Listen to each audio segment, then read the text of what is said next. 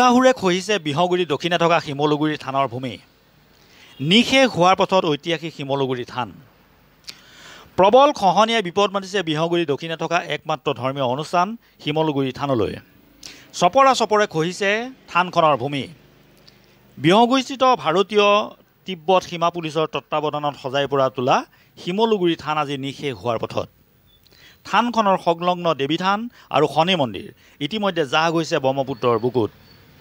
দৈনিক এই থানখনত মহাদেৱৰ পূজা অৰ্চনা চলাৰ উপৰি অনুষ্ঠিত হয় শিৱৰাত্ৰি মেলা, য'ত সমাগম হয় হাজাৰ হাজাৰ ভক্তৰ। ধৰ্মীয় আৱেগ অনুভূতি জড়িত থকা এই থানখন আজি সংকটৰ গৰাহত।